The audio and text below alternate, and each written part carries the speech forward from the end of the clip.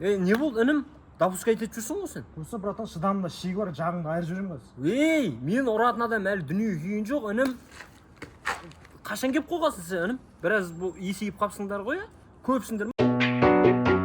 Қорықпа, тірлікте бірінші етсің ба?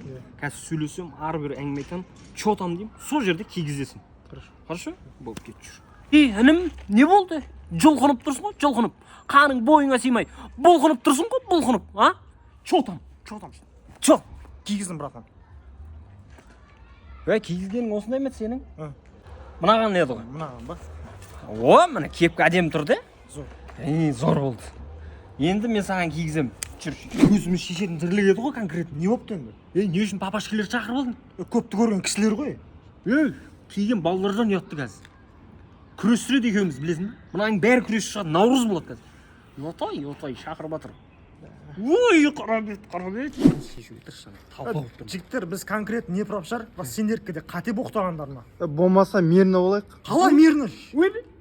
Мал басына қонып тұрған бақ көп болды ғой. Өзім бүтін алуым керек қой мені. Мына жерден аларыңнан берерің көп қой қазір сенің. Болмаса паразам егін. Паразым, бақош көрсін. Ақыры тыныштық жақпайды екен. Бақош, делай. Тыныш жаңа мирный деді. Паразым, осы жерде біреумен таңдасам бола ма өзім? Болады, беймарал. Беймарал, мына мен шығайыншы, көтім ашып кетті уже. Білмейді.